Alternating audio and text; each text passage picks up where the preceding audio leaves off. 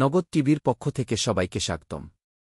আমরা এখন সরাসরি আছি আদালত গেটে, যেখানে শেখ হাসিনার মামলার রায়কে ঘিরে উত্তেজনা ও কৌতূহল বাড়ছে। মুহূর্তটি ক্রমেই গুরুত্বপূর্ণ হয়ে উঠছে, আর আমরা চেষ্টা করছি আপনাদেরকে ঘটনাস্থলের হালনাগাদ চিত্র তুলে ধরতে।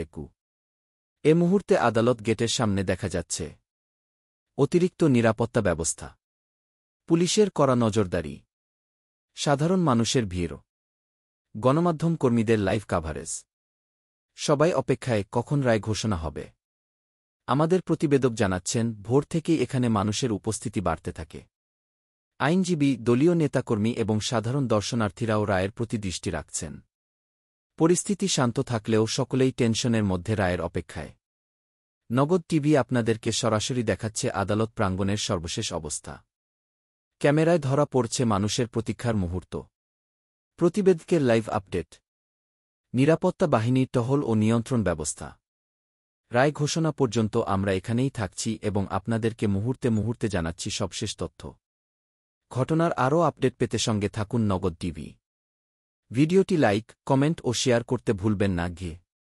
যেটা আমাদের যারা কুখ্যাত খুনি হাসিনা যেভাবে আমাদের দেশটাকে চালাচ্ছিল, আসলে সে যদি 2029 সাল পর্যন্ত যদি বাংলাদেশে থাকতো, আর এই কোমলমতি ছাত্র জনতা যদি তার বিপক্ষে অবস্থান নিয়ে তার যদি পিছপা হতো, তাহলে হয়তো ওই ছাত্রদেরকে আমরা আর পেতাম না। তারা এই ছাত্রদেরকে মেরে দিত। কারণ শেখ হাসিনা এমন একটি মানুষ যে আমরা শেখ হাসিনাকে দেখেছি, কিন্তু শেখ হাসিনার রূপকে দেখি নাই। শেখ হাসিনার রূপটাই হচ্ছে জুলাই আগস্টে তার এই দেশ থেকে পালিয়ে যাওয়াটাই হচ্ছে তার বড় রূপ, যে সে একজন প্রমাণ এবং স্পষ্ট প্রমাণিত যে সে বাংলাদেশের একটা অভিশাপ, বাংলাদেশের একটা কলঙ্ক। সে বাংলাদেশের মানুষের প্রতি তার কোনো শ্রদ্ধা ছিল না। সে শুধু ভারত বন্দনা করতে, সে ভারতের প্রতি এতটাই আস্থাভাজন হয়ে গিয়েছিল, সে মনে করত ভারত যদি আমার পাশে থাকে, বাংলাদেশ আমার, আমি বাংলাদেশের আজীবন থাকতে পারতো। যার ফলে সে একটা স্পষ্ট কথা বলে যে আমরা 2041 সাল পর্যন্ত ক্ষমতায় থাকবো। আমি জানি না 2041 সালের তার রহস্যটা কি, আসলে আমি এখনো এটা বুঝে উঠতে পারি না। 2041 সালের রহস্যটা কি বাংলাদেশ কি ভারতের কাছে তুলে দেওয়া, নাকি তার কি স্বপ্ন, আমি বুঝতে পারি না। হয়তোবা আমাদের সৌভাগ্য যে আসলে এই ছাত্র জনতা যদি আজকে এই রাজপথে না আসতো, বাংলাদেশ থেকে শেখ হাসিনাকে যদি বিতাড়িত করতে না পারতো, তারপর যদি আমরা না দেখতাম, তাহলে হয়তো মনে করেন আমাদের যে 71 স্বাধীনতা, যে 30 লক্ষ মানুষের শহীদের রক্ত, এটা আসলে আমরা পেতাম না, স্বাদ পেতাম না। এটা আসলে আমাদের বিলীন হয়ে যেত, হয়তো আমাদের ইতিহাস অন্যভাবে লেখা হতো।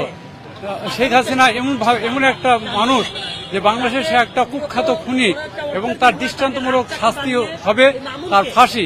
এই ফাঁসি হচ্ছে তার সর্বোচ্চ রায়ের আদেশ হবে বাংলাদেশের ইতিহাসে একটা মাইল ফলক।